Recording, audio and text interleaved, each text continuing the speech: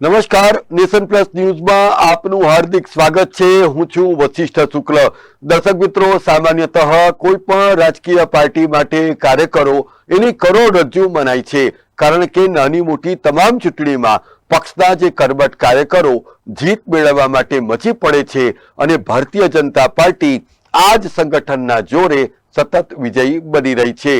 ખુદ ગુજરાત પ્રદેશ ભારતીય જનતા પાર્ટીના અધ્યક્ષ જગદીશ વિશ્વકર્મા, મુખ્યમંત્રી ભૂપેન્દ્ર પટેલ અને નાયબ મુખ્યમંત્રી હર્ષ સંઘવી પણ ગુજરાતમાં સંગઠનનો વ્યાપ વધારવા માટે સતત ચિંતિત રહે છે। આવા મજબૂત સંગઠનને પરિણામે સ્થાનિક સ્વરાજ્યની ચૂંટણીઓથી માંડીને વિધાનસભા અને લોકસભામાં પણ ભારતીય જનતા પાર્ટીનો ભગવો લહેરાતો રહે છે।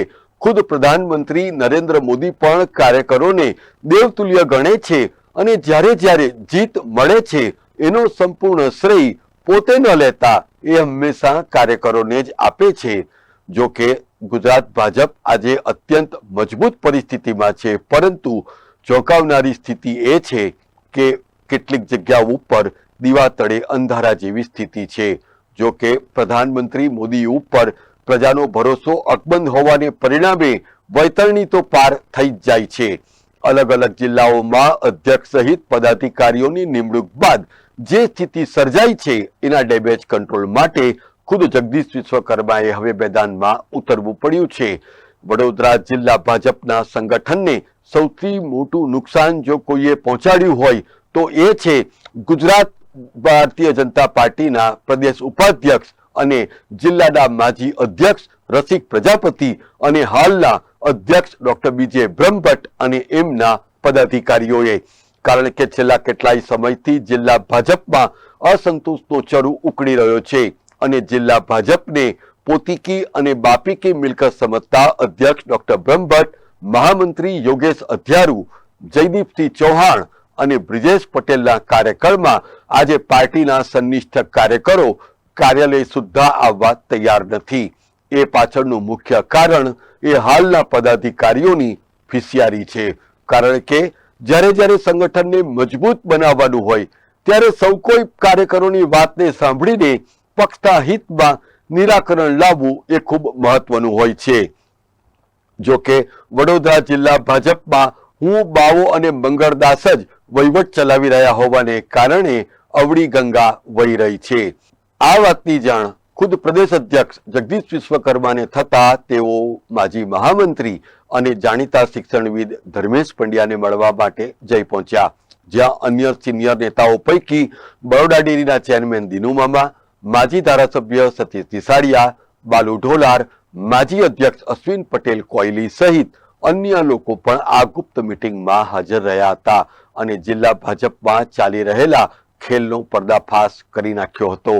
આધારભૂત માહિતી અનુસાર ખુદ પ્રદેશ અધ્યક્ષ જગદીશ વિશ્વકર્મા પણ આ સિનિયર નેતાઓનો બળાપો જોઈને એક તબક્કે વિમાસણમાં મુકાઈ ગયા હતા। જો કે પ્રદેશ અધ્યક્ષ દ્વારા આ તમામ નેતાઓને યોગ્ય માન સન્માન મળશે અને તેમનો મત જાણવાની પણ દરકાર જિલ્લા સંગઠન ચોક્કસપણે કરશે એવી બાહેધરી આપી હતી।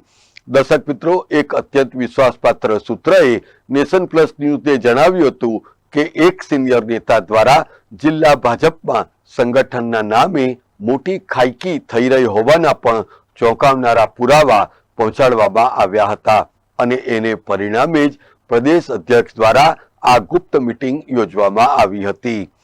એક કાર્યકરે નેશન પ્લસ ન્યૂઝને નામ નહીં આપવાની શરતે જણાવ્યું કે જિલ્લા ભારતીય જનતા પાર્ટીના સંગઠનમાં ચાલી રહેલ માલામાલ વીકલીને પરિણામે આજે સંગઠન બોદું અને ગજવા મજબૂત થતા જાય છે। એની ઉપર પણ રોક લગાવવી એ પક્ષ માટે પણ અત્યંત હિતાવહ છે। ત્યારે જિલ્લા ભાજપને હવે મોટી સર્જરીની જરૂર વર્તાય છે। એની ગંભીર નોંધ મધ્ય ગુજરાતના પ્રભારી હિતેન્દ્રસિંહ ચૌહાણ, વડોદરા જિલ્લા ભાજપ પ્રભારી ડોક્ટર ઋત્વિજ પટેલ સહિત પ્રદેશ મોવડી મંડળે અચૂકપણે લેવી જોઈશે, નહીતર જિલ્લા ભાજપનો આ વહીવટ કેટલાયને લઈને ડૂબી જશે।